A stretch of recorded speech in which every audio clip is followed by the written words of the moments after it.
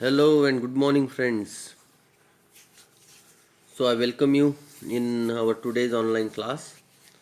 So, we have been discussing the lesson, the third level, since 2 3 days, and this is the second part that I have before you. So, we have seen that there is a man named Charlie. He is just a 31-year-old businessman, and he was talking something about the third level. Actually, everyone says that the presidents of the New York Central and the New Haven railway station, they all were saying that there are only two levels, but Mr. Charlie, he has said that no, there are three levels, and he has been to the third level. तो हमको इस lesson में आगे देखना है कि वो क्यों इस तरीके से बोल रहा है कि वो थर्ड लेवल पर गया था, और वो पूरा एक्सपीरियंस अपना शेयर करता है स्टैम्प कलेक्शन से रिलेटेड, जो हमने हमारे पार्ट 1 में डिस्कस किया है। तो ज़्यादा टाइम हम वेस्ट नहीं करते हैं, हम देख लेते। हमने ये भी देखा था कि स्टैम्प कलेक्शन की उसकी हॉबी है, और वो मानने के लिए तैयार नहीं है कि वो थर्ड लेवल पर गया था, लेकिन वो एक एक्सपीरियंस बताता है पिछले समर का कि वो थर्ड लेवल पर गया था, और इसके बारे में उसने अपने दोस्त, साइकाइट्रिस्ट दोस्त जो है, उसको बताया था। देन और एक कैरेक्टर इस लेसन में जो 2 3 बार अपीयर होती है, और वो है लुइजा। ओके, उसकी वाइफ, चार्ली की वाइफ। तो ये पूरा हमने फर्स्ट पार्ट में पढ़ लिया है। आगे हम पढ़ते हैं। Now see, yes, then I saw why they were open flame gas lights. चलिए ठीक है, आगे देखते हैं। There were brass spittoons on the floor. देखिए, ये थर्ड लेवल की बात कर रहा है वो, जब वो थर्ड लेवल पे आया है। वो बोलता है कि there were brass spittoons on the floor and across the station a glint of light caught my eye. A man was pulling a gold watch from his vest pocket. Brass spittoons का मतलब होता है, जिसको हम हिंदी में थूकदानी वगैरह बोलते हैं। देखिए, ये स्पिटून्स है, ब्रास स्पिटून्स है। ओके, ब्रास की बनी हुई है।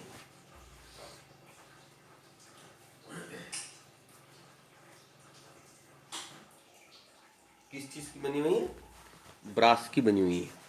अब ब्रास की बनी हुई है तो वो ओल्ड एज को रेफर कर रहा है, मतलब वो आपको 1890s के युग की बात वहाँ पे बता रहा है। थोड़ी सी भीड़भाड़ वहाँ पर थी। स्पिटून्स देखिए यहाँ पे दिया है, a jar like container into which people would spit, है ना, थूकदानी। Okay fine.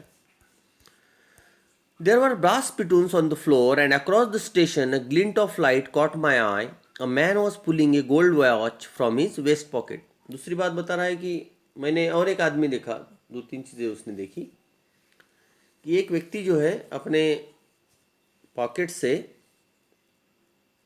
क्या निकाल रहा था, वेस्ट पॉकेट से गोल्ड वॉच निकाल रहा था। ठीक, अब अभी देखिए, अब रिस्ट वॉच होती है सब तरफ मॉडर्न एज में, है ना। 1950s 40s में भी रिस्ट वॉच होती होगी। उसके पहले के ज़माने में गोल्ड वॉचेस होती थी, या वॉचेस होती थी, और वो कहाँ रखते थे लोग? अपने पॉकेट्स में रखते थे, वेस्ट पॉकेट्स में रखते थे, और समय को देखते। तो इससे भी ये पता चलता है कि यस, एक्चुअली वो थर्ड लेवल में गया है। He snapped open the cover, glanced at his watch and frowned. उसने जो है वो घड़ी का कवर खोला। कवर वाली घड़ी होती थी, आपने महात्मा गांधी जी को देखा होगा, यहाँ पे वो अपने कमर में जो है बांधते थे घड़ी को, तो उस तरीके की घड़ी। तो he snapped open the cover, glanced at his watch and frowned. He wore a derby hat, a black 4-button suit with teeny lapels. ये सारा जो फैशन है, डर्बी हैट पहनने का फैशन, वो तो बाद में भी रहा, लेकिन ये ब्लैक 4-बटन सूट विथ टीनी लेपल्स, ये फैशन भी जो है वो 1890s को रिप्रेजेंट करता है. And he had a big black handle bar moustache, और उसकी जो मुस्टेक है वो ऐसी मुड़ी हुई थोड़ी सी हैंडल बार टाइप की ऐसी मुस्टेक है. मान लीजिए ऐसी मुस्टेक होती है ना, तो इस तरीके की उसकी मूंछ है. तो ये सारा का सारा फैशन वो ये बताने की कोशिश कर रहा है, राइटर हमको चार्ली बताने की कोशिश कर रहा है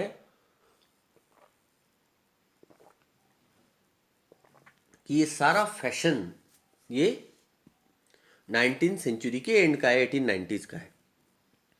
Then I looked around and saw that everyone in the station was dressed like 1890 something. और उसके बाद मैंने देखा कि हर कोई वहाँ पे जो है लगभग 1890s के कपड़े पहना था. ये देखिए मटन स्लीव्स है यहाँ पे, ये लॉन्ग कोट्स वगैरह है, ये सारी चीज़ें है ना. फैशन बदलती रहती है ना हर समय में, हर ज़माने में.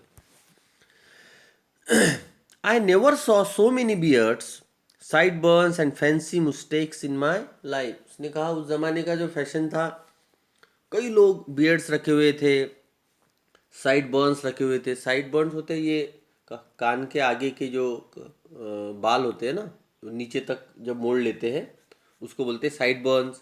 And fancy moustaches in my life, बोलता है कई सारी फैंसी मुस्टिचेस, लोग अलग अलग टाइप के लोग जो है मुस्टेच पहने, मुस्टेच वाले मुझे वहाँ पर दिखे. मुस्टेच या मुस्टैक बोलते हैं, मूछ.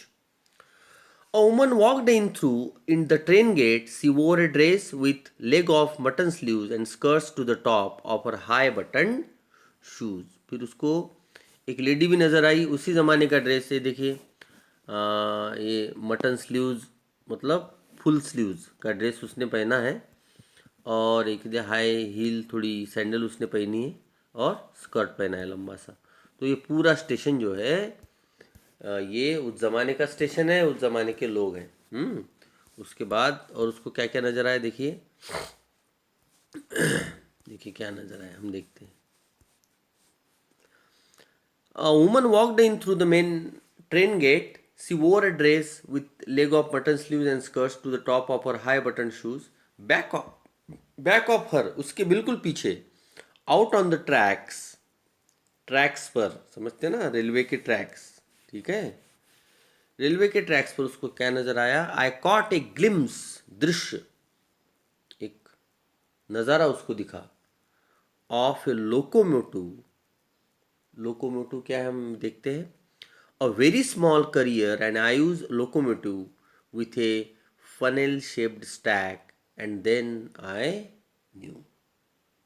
अब बिल्कुल कंफर्म हो गया, इस कंपनी की, करियर एंड आयुष कंपनी की एक लोकोमोटिव क्या होता है, एक इंजन होता है, उसको एक इंजन नजर आए. देखिए ये है लोकोमोटिव, ओके. और अ लोकोमोटिव और engine is a rail transport vehicle that provides the motive power for a train. अब किस कंपनी का था, ये पुरानी कंपनी का नाम उसमें ले रहा है, करियर एंड आयुष, और इससे ये बिल्कुल कंफर्म हो गया कि वो जो है थर्ड लेवल में आ गया है. देखिए आप बिल्कुल कंफ्यूज नहीं होना है, वो इमोशनली थर्ड लेवल में आया है, वो अपने आप को एस्केप करना चाहता है, अपने दिमाग से जो है इमेजिनरी पावर से जो है वहाँ तक वो हो जाए. कोई जादू नहीं हो रहा है यहाँ पे, कोई कुछ नहीं हो रहा है, वो इमेजिनेशन कर रहा है सिर्फ.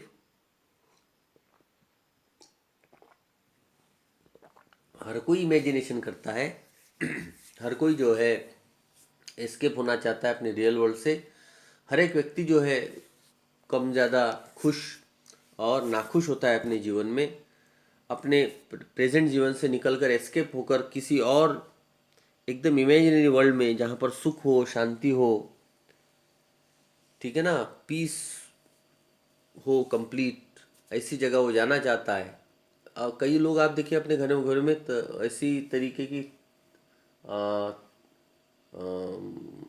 पेंटिंग्स, ड्राइंग्स भी लगा के रखते हैं. वो एक ऐसे टाइप, क्यों कि वो ऐसे माहौल में वो रहना चाहता है, ऐसे परिवेश में वो रहना चाहते हैं. लेकिन चार्ली के जैसे हर कोई ऐसे थर्ड लेवल में निकल जाता है क्या? लेकिन चार्ली जो है बोलता है कि मैं एक समय ऐसे ही निकल गया था। एंड देन आई न्यू, क्या बोलता है, to make sure I walked over to a news boy and glanced at the stack of papers at his feet, it was the World. और कंफर्म करने के लिए कि मैं सचमुच 1894 में टाइम ट्रैवल कर चुका हूँ मान लीजिए, तो वो बोलता है कि मैंने कंफर्म करने के लिए एक न्यूज़पेपर बॉय को मैंने ढूंढा। एक न्यूज़पेपर बॉय मुझे दिखा, न्यूज़पेपर बांटने वाला, न्यूज़पेपर डिस्ट्रीब्यूटर लड़का। और वो न्यूज़पेपर कौन सा था उसके पास? द वर्ल्ड नाम का न्यूज़पेपर था। अब देखिए ये द वर्ल्ड नाम का जो न्यूज़पेपर है ये भी अब ये पब्लिश नहीं होता है। 1944 में 1940s में पब्लिश नहीं होता है, ये पुराना न्यूज़पेपर है। ये इसका नाम भी बदल गया, इसकी पब्लिकेशन भी बदल गई, ठीक है। और वो जो है पुराने ज़माने का, देखिए the name of A newspaper इन 1894, तो 1894 का जो है ये न्यूज़पेपर था। अब तो बिल्कुल कंफर्म हो गया कि वो थर्ड लेवल में आ गया है। It was the World and the World hasn't been published for years, और द वर्ल्ड नाम का न्यूज़पेपर तो बरसों से पब्लिश नहीं हुआ है। The lead story said something about president Cleveland, और उसमें एक लीड स्टोरी चल रही थी। लीड स्टोरी मतलब फ्रंट न्यूज़। क्या थी? Prime news. उस न्यूज़पेपर में प्रेसिडेंट क्लीवलैंड की बात चल रही थी। अभी इसके प्रेसिडेंट कौन है? प्रेसिडेंट रूजवेल्ट है, क्योंकि ये 1940s के बात में है अभी। और 1894 में प्रेसिडेंट कौन थे, इसीलिए मैं प्रेसिडेंट की बात आपको पहले भी कर रहा था। 1894 में प्रेसिडेंट कौन थे? प्रेसिडेंट क्लीवलैंड थे, तो उनकी बात हो रही थी। I have found that front page scenes in the public library files and it was printed June 11, 1894। बाद में मैंने इसको पब्लिक लाइब्रेरी में भी देखा, और ये जो है उसके ऊपर डेट कौन सी लिखी गई थी? उसके ऊपर डेट लिखी गई थी 1894। तो ये देखिए बात कैसी है। वो एक दिन ऐसी ही मान लीजिए लाइब्रेरी में गया, पब्लिक लाइब्रेरी में गया, और उसने एक न्यूज़पेपर वहाँ पर देखा 1894 का, और वो एकदम से सोचने लगा, एकदम से उसका इमेजिनेटिव पावर जो है एकदम उसको हेलुसिनेट कर गया, एकदम उसके माइंड में चेंज आ गया, और वो अपने आप को थर्ड लेवल में ले गया। थर्ड लेवल जो मानता है कि दो वर्ल्ड वॉर होने से लगभग 40 साल पहले, पहले वर्ल्ड वॉर से 20 साल पहले और दूसरे वर्ल्ड वॉर से लगभग 40 साल पहले अपने आप को ले गया है, और वो अपने आप को बड़ा ही वहाँ पे खुश महसूस करता है। और दोस्तों, कोई भी व्यक्ति अगर अपने जीवन में नाखुश है तो वो अपने आप को थर्ड लेवल में ले जाने की कोशिश करेगा, ठीक है। तो वो इमोशनली जो है वो थर्ड लेवल पे जाना चाहता है, और साइकोलॉजिकली उसका माइंड जो है उसको थर्ड लेवल पर ले गया है, लिटरली। अब देखिए, I turn towards the ticket windows knowing that here on the third level at Grand Central I could buy tickets that would take Louisa and me anywhere in the United States we wanted to go. अब मेरे समझ में आया, मैं 1894 में पहुंच ही गया हूँ, तो बहुत बड़ी अच्छी बात है। आज से 50 साल पहले तो महंगाई बहुत कम होगी। तो मैंने डिसाइड किया कि चलो टिकट काउंटर पर चलते हैं, थोड़ी पूछताछ करते हैं, और अगर बात बनती है तो यूनाइटेड स्टेट्स में तो मैं कहीं पर भी अभी घूम सकता हूँ, क्योंकि टिकट बिल्कुल सस्ती होगी। In the year in 1894 and I wanted 2 tickets to Galesburg Illinois. इस जगह को ध्यान में रखना, वो इस जगह जाना चाहते हैं, गेल्सबर्ग इलिनॉइस। ओके, ये बड़ी पीसफुल जगह, ये भी उसकी इमेजिनरी जगह है।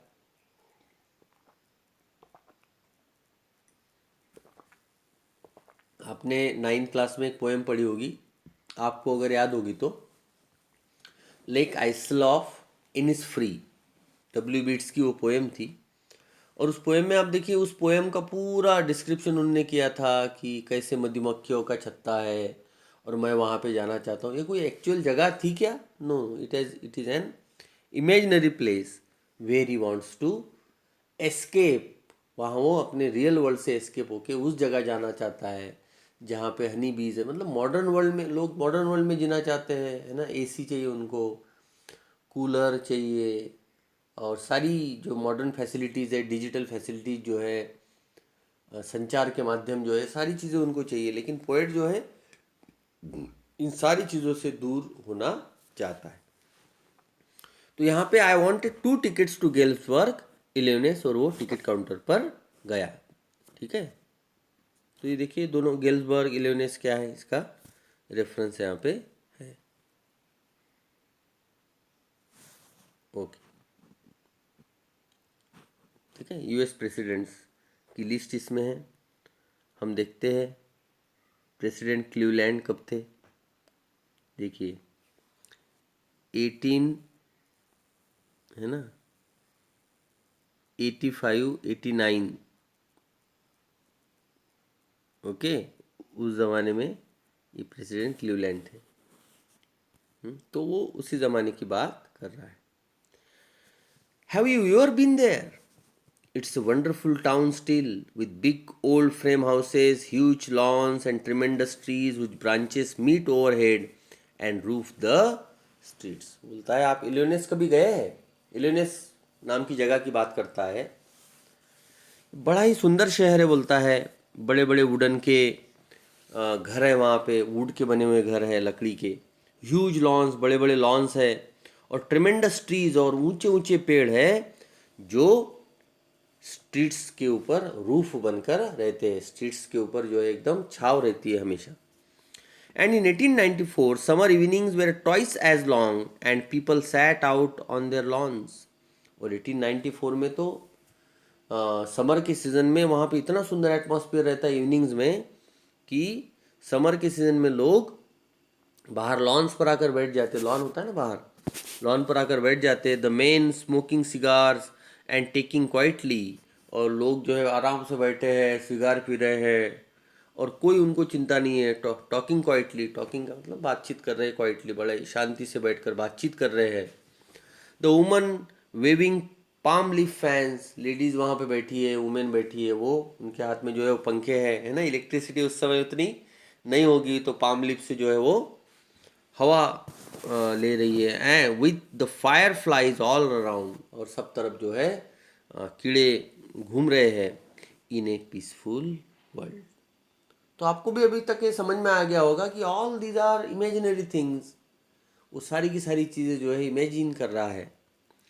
To be back there with the First World War, still 20 years off, and the World War Two over 40 years in the future, I wanted 2 tickets for that। और बोलता है कि मैं इलियोनेस जाना चाहता हूँ, और उसके लिए मैं 2 टिकट्स चाहता हूँ। मैं भी जाना चाहता हूँ, मैं बहुत तंग आ गया हूँ यहाँ पे, बोलता है। और क्योंकि वो थर्ड लेवल में अब पहुँच गया है, तो अब वो उसका पूरा फ़ायदा उठाएगा। 1894 में पहुँच गया ना हो, तो अब 1894 के हिसाब से वो चलेगा। ज़्यादा महंगाई नहीं है, वर्ल्ड वॉर का टेंशन नहीं है, कुछ भी नहीं है। आसानी से वहाँ वो घूमेगा। और कहाँ जाना चाहता है वो? इलियोनेस जाना चाहता है। थोड़ा सा इसको पढ़ लेना। In a state in the Midwestern and Great Lakes regions of the United States. Illinois is known as the land of Lincoln, as Abraham Lincoln spend most of his life there. Okay, the clerk figured the fare. जैसे ही clerk के पास गया तो उसने बताया कि कितना पैसा लगेगा। He glanced at my fancy headband, but he figured the fare, and I had enough for 2 coach tickets one way. उसने कहा कि उसने मुझे बताया, एक आंकड़ा बताया, मेरे फैंसी हैट की तरफ उसने देखा। उसने देखा कि ये थोड़ा मॉडर्न टाइप का लग रहा है, अपनी दुनिया का ये नहीं लग रहा है। लेकिन फिर भी उसने मुझे फेयर बताया, फेयर है ना किराया, बताया कि कितना पैसा लगेगा। और उतना पैसा मेरे पास था, क्योंकि उस समय महंगाई कम होगी ना, 50 साल पहले। तो वन वे का तो पूरा टिकट मेरे पास था, एक तरफ से जाने का लुइसा का मेरा पूरा टिकट मेरे पास था। मैंने इलियोनेस की टिकट खरीदने की कोशिश की। But when I counted out the money and looked up the clerk was staring at me. लेकिन जब मैं पैसा गिन रहा था तब उस क्लर्क में मेरी तरफ घूर के देखा, staring at me. He nodded at the bills. उसने जो अपनी गर्दन हिलाई, नॉट का मतलब होता है सेइंग नो, है ना, मतलब नॉट करना मतलब गर्दन हिलाना। उसने गर्दन हिलाई और कहा, बिल्स का मतलब नोट्स, है ना, पैसे। He nodded at the bills. उसने कहा, दैट आंट मनी मिस्टर।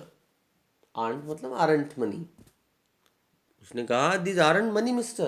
उसने कहा कि अरे ये पैसा नहीं है, मतलब जो पैसा तुम दे रहे हो वो पैसा नहीं है। He said, and if you are trying to skin me you won't get very far. And he glanced at the cash drawer beside him. उसको लगा कि वो उसको लूटने आया है या और किसी चीज़ करने या फ्रॉड करने आया है। तो उसने कहा कि अगर तुम मुझे उल्लू बनाने की कोशिश करते हो, if you are trying to skin me का मतलब होता है तुम मुझे बेवकूफ़ बनाने की कोशिश करने के लिए अगर यहाँ आए हो तो तुम ज़्यादा दूर तक नहीं जा पाओगे, ठीक है। और उसने अपने कैश ड्रॉवर की तरफ देखा। क्या हुआ है यहाँ पे, वो जो करेंसी दे रहा है उसको, वो 1890s की करेंसी है, 50 साल के बाद की करेंसी है, ठीक है ना। अब पुराने आज से 50 साल पहले का 10 10 रुपये का नोट अब नहीं चलेगा ना, 100 रुपये का नोट अलग होगा कोई, ठीक है। करेंसी बदलती रहती है, ठीक। अभी आप देखिए 5 साल पहले की करेंसी अभी नहीं चलेगी, नोटबंदी हो गई थी अपने यहाँ, ठीक है ना। तो वो जब नोट गिनने लगा, एलियनेस की टिकट खरीदने लगा, अब अभी उसके पास जितना पैसा है उसमें एलियनेस की टिकट नहीं आएगी, लेकिन उस समय में वो करेंसी नहीं चल रही थी और उसको ऐसा लगा कि वो ये फॉर्जरी कर रहा है, कोई फ्रॉड कर रहा है। उसने कहा कि तुम मेरे साथ ऐसा नहीं कर सकते, या तो मैं तुम्हें पुलिस में दे दूंगा। Of course the money was old style bills, half again as big as the money we use nowadays, the different looking. Okay, उसने जो है उसके जहाँ वो पैसा रखता है, कैश रखता है, उस ड्रॉअर की तरफ देखा और उसने देखा कि वो बिल्कुल जो है उसके जैसी करेंसी नहीं थी, वो बिल्कुल अलग करेंसी थी, ओल्ड स्टाइल बिल्स थे। Half again as big as the money we use nowadays. मतलब आज जितने बड़े नोट हम यूज़ करते हैं उससे भी दुगने बड़े नोट उस ड्रॉअर में थे और डिफरेंट लुकिंग और अलग दिख रहे थे। I turn away and got out fast. मैं तुरंत वहाँ से निकला और वहाँ से भागने लगा। There is nothing nice about jail even in 1894। उसने कहा कि इससे तो मैं जेल जा सकता हूँ, ये तो मुझे फॉर्जरी के आरोप में जो है जेल भिजवा सकता है, क्योंकि मैं उसको जो है गलत गलत नोट दे रहा हूँ, ठीक है ना। उसके हिसाब से तो गलत है ना, 1894 में 1940s के नोट नहीं चलेंगे। तो उसने कहा जेल जाने से अच्छा है, जेल जाना तो कभी भी अच्छा नहीं है, 1894 में भी जेल जाना अच्छा नहीं है। और वहाँ से वो निकल गया। And that was that. बस, तो वो कहता है ये कहानी हुई मेरे साथ जब मैं थर्ड लेवल पे गया था। I left the same way I came. मैं उसी रास्ते से वापस आया जिस रास्ते से मैं गया था। आई सपोज, मुझे ऐसा लगता है। Next day during lunch hour I drew $300 out of the bank. Next day मैंने सोचा कि पहले दिन वापस आ गया होगा, घर भी वापस आ गया होगा, ठीक है ना, थर्ड लेवल पे जाने के बाद। अब फिजिकली गया था क्या वो, नो, इमोशनली वो जो है साइकोलॉजिकली वहाँ पे गया था। और दूसरे दिन उसने वो पहले दिन की पूरी इमेजिनरी बात को सही मान लिया और दूसरे दिन वो बैंक चला गया और उसने $300 बैंक से निकाले। नियरली ऑल वी हैड, उतनी उसके पास सेविंग थी, पूरे $300 निकाल लिए। एंड बॉट, और एक दुकान पर गया and bought old style currency that really worried my psychiatrist friend. और मैंने क्या किया है, ओल्ड स्टाइल करेंसी खरीदी है, ठीक। अब देखिए ओल्ड स्टाइल करेंसी अभी अगर आप खरीदने जाएंगे, अगर अभी आप 1980s का कोई नोट खरीदने जाएंगे, तो मान लीजिए वो 10 रुपए का नोट है, तो आपको अभी वो 100 रुपए में मिलेगा। क्यों? क्यों? क्योंकि वो एक अभी क्या बन गया है, एक हेरिटेज बन गया है, क्योंकि वो अभी एक पुरानी चीज़ बन गई है, एंटीक चीज़ बन गई है। आप देखिए, अगर आप सर्च करेंगे, आपको समय है आज तो अमेज़ॉन पे, शॉप क्लूज पे, कई सारी साइट्स ऐसी है जो पुराने नोट बेचते हैं, पुराने नोट बेचते हैं। कि कौन खरीदता है उसको, है ना? जैसे इसको स्टैम्प कलेक्शन की हॉबी है, वैसे कई लोगों को पुराने नोट्स रखने की भी हॉबी होती है, पुराने सिक्के रखने की हॉबी होती है, पुराने ज़माने की चीज़ें रखने की हॉबी होती है। तो इस तरीके से वो नोट आपको क्या मिलेंगे अभी, जो है महंगे मिलेंगे। तो इसने $300 में जो है वो निकाल लिए, और old currency, old style currency खरीदने गया। कौन सी? 1894 की, ताकि वो इलियनेस जाने की टिकट खरीद सके। ठीक, अब उसने क्या किया देखिए, you can buy old money at almost any coin dealers but you have to pay premium. आप जो है किसी कॉइन डीलर से पुरानी करेंसी खरीद सकते हैं, लेकिन आपको थोड़ा सा उसको प्रीमियम देना पड़ेगा। प्रीमियम का मतलब होता है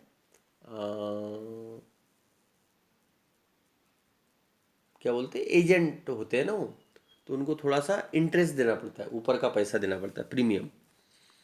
माई $300 bought less than 200 in old style bills. तो समझिए आप यहाँ पे $300 उसने खर्च कर दिए, और उसको सिर्फ कितने पैसे मिले, $200 मिले।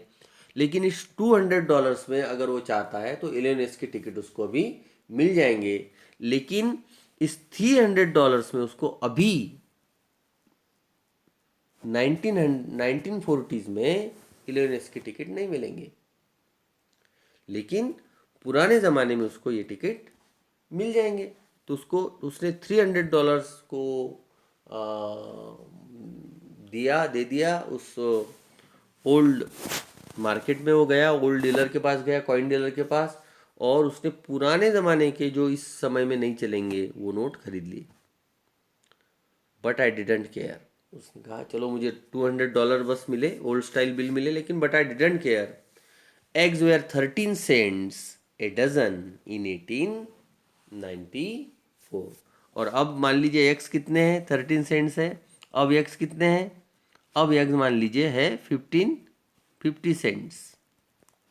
तो एग्स का भाव भी कम है, मतलब वो कहना चाहता है कि उस ज़माने में महंगाई कम होगी।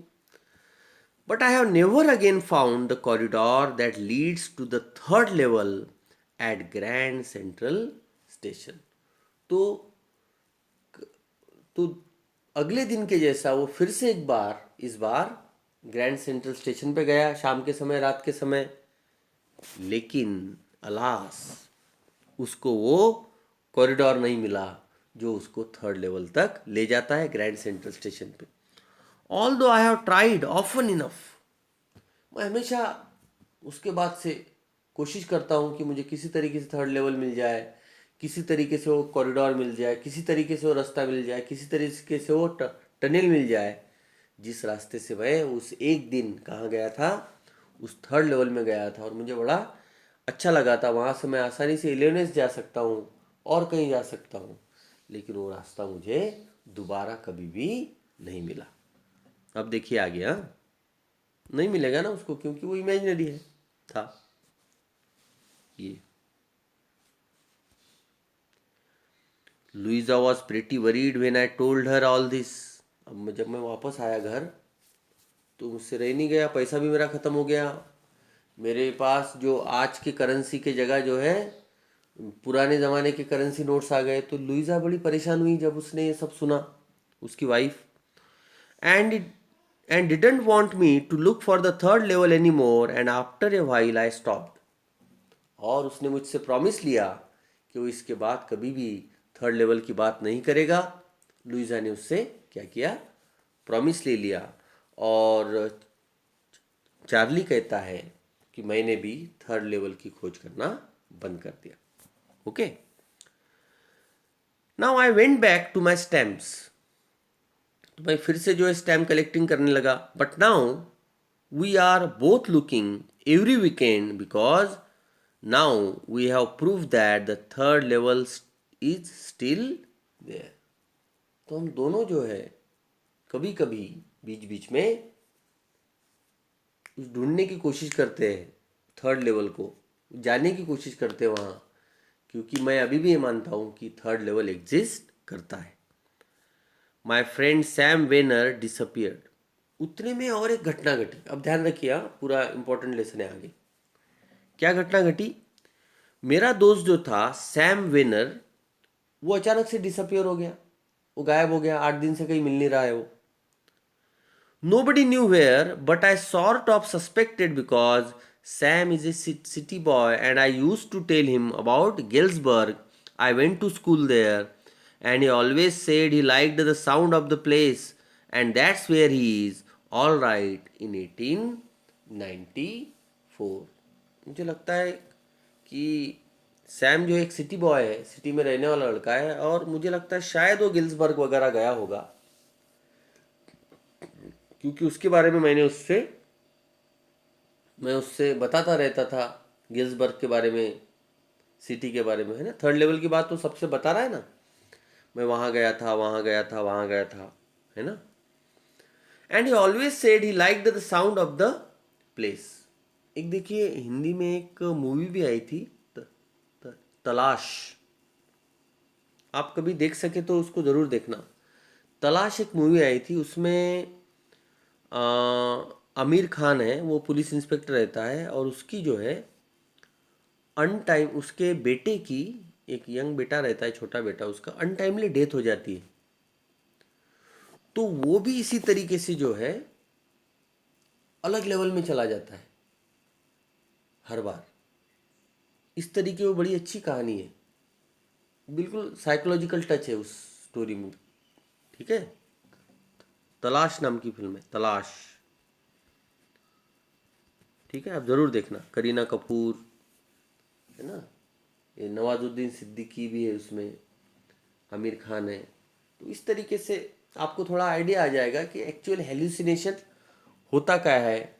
साइकोलॉजिकली अपने आप को शिफ्ट करना, टाइम ट्रैवल करना, है ना.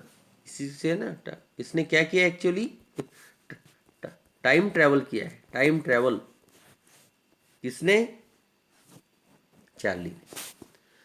तो उसको लगा कि सैम कहाँ गया होगा, सैम शायद गर्ल्सबर्ग निकल गया होगा, 1894 में निकल गया होगा, है ना. ऐसा कुछ उसको लगा.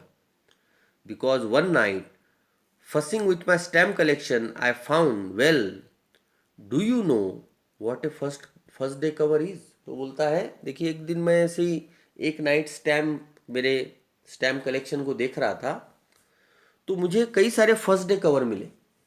अब वो हमसे पूछता है कि आपको पता है फर्स्ट डे कवर क्या होते हैं. देखिए फर्स्ट डे कवर क्या होता है, उसने यहाँ बताया है हमको.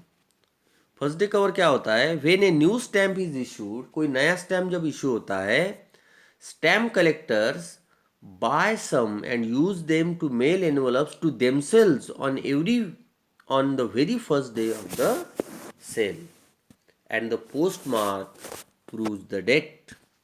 The envelope is called first day cover. देखिए क्या होता है, जब भी कभी कोई नया स्टैम्प इशू होता है यूएस में, यूनाइटेड स्टेट्स में, तो ये स्टैम्प कलेक्टर्स जो रहते हैं, स्टैम्प का कलेक्शन करने वाले जिनकी हॉबी होती है, वो लोग क्या करते हैं, उस स्टैम्प को खरीद लेते हैं.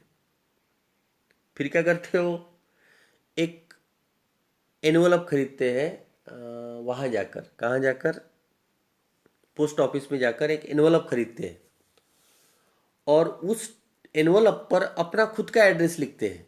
समझना आप अच्छे से, उन्हीं का एड्रेस लिखते हैं और वो स्टैम्प वहाँ पे पेस्ट कर देते हैं, चाहे जितने भी 6 सेंट का मिले, 3 सेंट का मिले, 2 सेंट का मिले, लेकिन फर्स्ट डे कवर होना चाहिए वो, मतलब. और उस अपना ही एड्रेस लिखते हैं और उस एनवलप को उस टिकट के साथ अपने ही पते पर पोस्ट कर देते हैं. क्यों ऐसा करते हो, क्योंकि जब पोस्ट के लोग उसके ऊपर स्टैम्प स्टैम्प के ऊपर और एक स्टैम्प लगाते हैं, वो नीले कलर का स्टैम्प होता है ना, आप देखिए पोस्टल आपके खत के ऊपर, तो उसके ऊपर क्या है, उसका डेट आ जाता है, तो इससे कंफर्म हो जाता है कि हमने पहले दिन जो इस स्टैम्प को खरीदा है। दे आर नेवर ओपन, और उस एनवलप को कभी भी ओपन नहीं किया जाता, क्योंकि उस एनवलप में कुछ भी नहीं रहता। क्यों?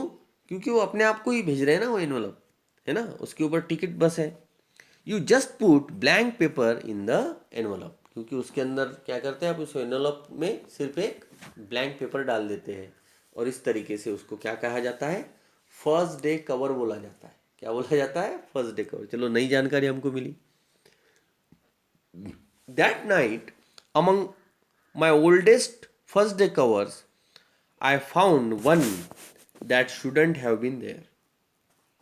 उस रात मेरे कई सारे पुराने फर्स्ट डे कवर्स के साथ कई सारे टिकट्स, कई सारे एनवलप्स उसके बाद थे, मुझे एक फर्स्ट डे कवर की तरफ मेरी नज़र गई, शायद वो ऊपर ही कहीं था। बट देयर इट वॉज, वो बोलता है कि वहाँ होना नहीं चाहिए था, लेकिन वहाँ पर वो था। इट वॉज देयर बिकॉज, वो वहाँ पे इसलिए था क्योंकि someone had mailed it to my grandfather at his home in Galesburg. क्योंकि इस लेटर को किसी ने मेरे ग्रैंडफादर के नाम से मेल किया था गेल्सबर्ग में। ठीक है ना, मैंने उसको बताया था ना कि आ, वो बता रहा है ना हमको कि गेल्सबर्ग में मेरी स्कूलिंग हुई है, तो अपने ग्रैंडफादर के पास वो रहता होगा, तो गेल्सबर्ग के एड्रेस पर से था। That's what the address on the envelope said, and it had been there since July 1894। The post mark showed that. और वो एनवलप जो है वहाँ पर था। ठीक है, ध्यान रखना आप अच्छे से, उस एनवलप पे ये डेट था, जुलाई 1894। The post mark showed that. अब एक कलेक्शन हो सकता है उसके पास, 1894 का कलेक्शन होगा, और मार्क भी था। ठीक है, पोस्ट का मार्क, क्योंकि उसने भी हमको बताया कि उसके दादाजी से उसको आदत लग गई थी, वो हॉबी उसके अंदर लाई थी, तो दादाजी का भी कई सारा कलेक्शन उसी के पास था। तो ये जुलाई 1894 का लेटर था। At I didn't remember it at all, लेकिन वो कहता है कि फर्स्ट टाइम मुझे ये दिखा है लेटर। ध्यान में रखना आप, हाँ, इस बात को भी मेरी, फर्स्ट टाइम वो लेटर उसको यहाँ पर दिखा है, पहले उसको ये लेटर कभी भी नहीं दिखा। खोलने की तो ज़रूरत ही नहीं है, क्योंकि उसके अंदर कुछ नहीं होता है, क्योंकि ये फर्स्ट डे कवर होते हैं। उसके अंदर वो सिर्फ क्या करते हैं, एक ब्लैंक पेज डाल देते हैं, खाली पन्ना। The stamp was a 6 cent, 6 cent का स्टैम्प था, डल ब्राउन कलर का, with a picture of President Garfield. और उसके ऊपर पिक्चर किसका था? प्रेसिडेंट गारफील्ड का पिक्चर था। अब हम एक बार देख लेते प्रेसिडेंट गारफील्ड कब होंगे। मतलब स्टैम्प तो चलते रहते ना, उन्हीं 5 साल में उन्हीं के स्टैम्प चलते हैं, ऐसा नहीं है। स्टैम्प 10 साल, 15 साल, 20 साल ऐसे भी चलते हैं। तो प्रेसिडेंट गारफील्ड को हम देख लेते हैं, कहीं है तो दिखते हैं तो ठीक है।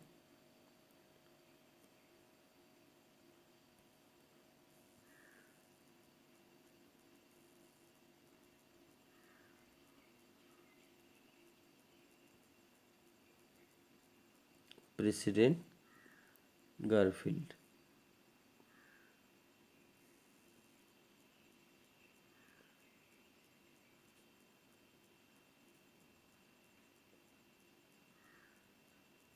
एक सेकंड ना, एक second. Rutherford, Abraham Lincoln,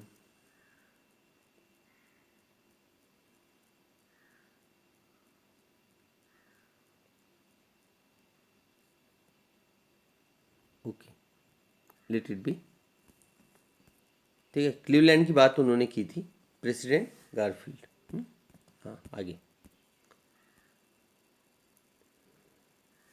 And with a picture of President Garfield, naturally, when the envelope came to Granddad in the mail, it went right into his collection and stayed there. तो क्या हुआ होगा कि granddad के collection में, granddad मतलब grandfather के collection में जब ये मेल आया होगा तो एज इट इज़ वहाँ पे पड़ा रहा होगा, till I took it out and open it. और वो तब तक वहीं पड़ा रहा होगा जब तक मैंने इसको बाहर नहीं निकाला। अब मैं इसको बाहर निकाल रहा हूँ और उसको अब मैं ओपन करूँगा। उसने उसको ओपन किया, देखिए, लेकिन उसके अंदर ब्लैंक पेज नहीं था। ध्यान में रखिए, अब लास्ट पेज है, बड़ा बड़ा इम्पोर्टेंट। इसके बाद आपके पूरे डाउट्स जो है क्लियर हो जाएंगे। The paper inside was not blank, it red. Paper जो था अंदर का वो बिल्कुल ब्लैंक नहीं था, इसके ऊपर कुछ लिखा हुआ था। क्या लिखा हुआ था? देखिए, इलेवनेस का एड्रेस लिखा हुआ था, मतलब यहाँ से आया था। कहाँ से आया है लेटर? इलेवनेस से आया है, 1894 से। हाँ, देखिए, जुलाई 18। I got to wishing that you were right. उसने कहा कि चार्ली, और किसके नाम से था ये लेटर? चार्ली के नाम से था। देखिए, 1894 का लेटर चार्ली के नाम से कैसे हो सकता है? किसको लिखा था? ग्रैंडफादर का, एड्रेस ग्रैंडफादर का है। तो देखिए अब क्या होता है। I got to wishing that you were right, then I got to believing you were right. बोलता है, मैं शुरुआत में तो विश कर रहा था कि तुम सही बोल रहे होंगे, कि किसकी बात? थर्ड लेवल की बात। और बाद में मैं बिलीव करने लगा कि तुम जो थर्ड लेवल की बात कर रहे हो वो सही थी। ठीक है। And Charlie, it's true, I found the third level. और चार्ली, तुम सच बोल रहे थे। मैंने पहले तो तुम्हारा बड़ा मजाक उड़ाया, लेकिन तुम सच बोल रहे थे। I also found the third level, मुझे थर्ड लेवल मिला है। देखिए, ये निकल गया था इसके दिमाग से थर्ड लेवल, लेकिन फिर से थर्ड लेवल की बात किसी ने की। I have been here 2 weeks, मैं लगभग 2 हफ्ते से यहाँ पर हूँ। ठीक है। अब कौन था ये? देखिए, उसका एक दोस्त भी खोया है, आपने देखा है। And right now down the street at the Daleys someone is playing the piano and they are all out in the front porch singing sing Nellie home. ये गाना है उस जमाने का फेमस गाना। तो बोलते हैं कि कई लोग यहाँ पर है ना, रास्ते पर बैठे हैं डेलीज में, और someone is playing the piano, एक व्यक्ति है यहाँ पे बैठा, देखो मेरे सामने वो पियानो बजा रहा है, और कई लोग यहाँ पोर्च में बैठे हैं, वो गाना गा रहे हैं। मतलब एक हैप्पी एटमॉस्फेयर वो प्रेजेंट कर रहा है, वहाँ की बात बता रहा है, कितना पीसफुल है वहाँ पे। And I am invited over for a lemonade also, और मुझे तो जूस पीने के लिए एक फैमिली ने इनवाइट भी किया है। Come on back Charlie and Luisa, तो इसका फैमिली फ्रेंड है वो। तो बोलता है, come on back Charlie and Luisa, Charlie Luisa आप भी यहाँ पर वापस आ जाओ। Keep looking till you find the third level, और हार नहीं मानना। मैं जानता हूँ कि तुम लोग थर्ड लेवल की तलाश में हैं, तुम तो एक बार होकर भी आए हो, और मैं भी जानता हूँ कि तुम लुइजा दोनों थर्ड लेवल की तलाश में रहते हैं। तुम यहाँ ज़रूर आओ, हार बिल्कुल नहीं मानना जब तक तुमको थर्ड लेवल मिल नहीं जाता है। It's worth it believe me, बोलता है तुम्हारी तलाश कभी ज़ाया नहीं जाएगी, तुमको ज़रूर थर्ड लेवल मिलेगा, और ये थर्ड लेवल सचमुच में बड़ा ही कीमती है, मेरा विश्वास करो। And the note is signed Sam, और नीचे किसका साइन था? सैम का साइन था। मतलब ये उसका वही दोस्त है सैम, जो गुम गया था। अब वो कहाँ पहुँच गया है? वो थर्ड लेवल में पहुँच गया है। उसने जो है वो लेटर भेजा है, और 1894 की डेट उसमें लिखी है। ठीक है। देखिए, 6 सेंट का ये स्टैम्प है प्रेसिडेंट गैरफील्ड का, उसके ऊपर लगा है। आगे देखिए, अब लास्ट है यहाँ part. At the stamp and coin store I go to. फिर उसके बाद दूसरे दिन मैं स्टैम्प और कॉइन स्टोर पर गया, जहाँ पर कॉइन, पुराने ज़माने के कॉइन उसने खरीदे थे ना, और स्टैम्प्स मिलते हैं, उस दुकान में मैं गया।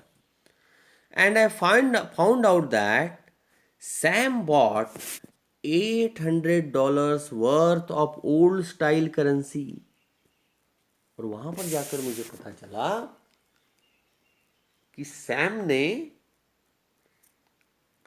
जैसे इसने $300 के पुराने करेंसी के नोट्स खरीदे थे ना, वैसे सैम ने वहाँ से $800 वर्थ के नोट, पुराने करेंसी उसने खरीदी है,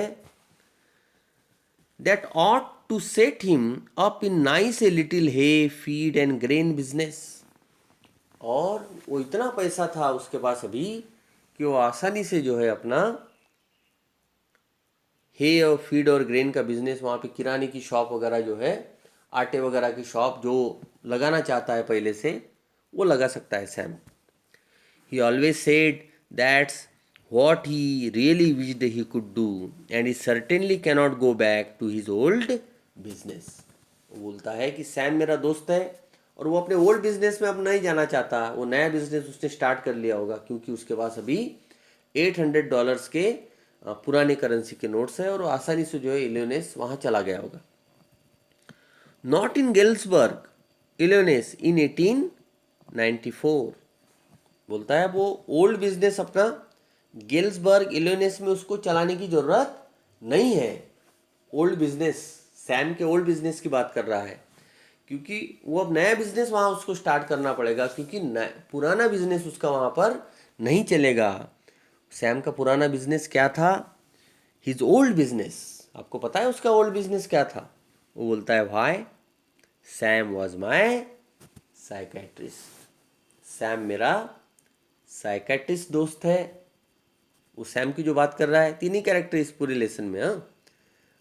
चार्ली, लुइजा और सैम, उसका साइकेट्रिस्ट दोस्त. तो ये देखिए बड़ा ट्विस्टिंग आ गया लास्ट में. तो बोलता है ये कौन है जो इलियोनेस जाने का दावा कर रहा है? इलियोनेस जो गया है वो उसका दोस्त है, उसका नाम है सैम जो साइकेट्रिस्ट है. और वो बोलता है कि अबे उसका पुराना बिजनेस वहाँ पर वो नहीं चलाएगा. क्यों? क्योंकि इलियोनेस जो है, गेल्सबर्ग जो जगह है बड़ी ही पीसफुल है, वार फ्री जगह है ना. और यहाँ पर जो है उसको पुराने अपने बिजनेस को चलाने की कोई ज़रूरत नहीं है. तो इस स्टोरी का एंड यहाँ पर होता है. और वो स्टोरी में बताना क्या चाहता है? एक मिनट.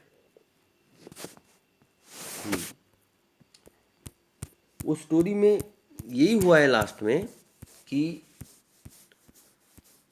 उसके जगह उसकी बातें सुनते सुनते, उसकी बातें सुनते सुनते उसका जो साइकेट्रिस्ट दोस्त है वो ही खुद जो है कहाँ चला गया? वही खुद थर्ड लेवल में चला गया.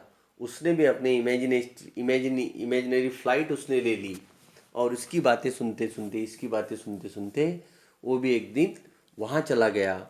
और जाते जाते उसने ये लेटर जो है, एक्चुअल में क्या 1894 में लिखा गया लेटर होगा क्या? नहीं.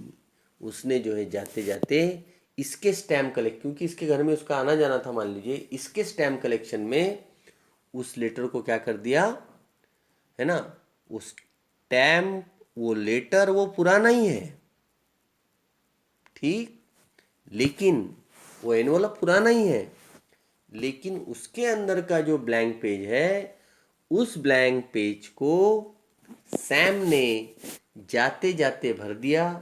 जाते जाते भर दिया मतलब वो और कहीं चला गया और उसने ये कहा, ये बताया किसको?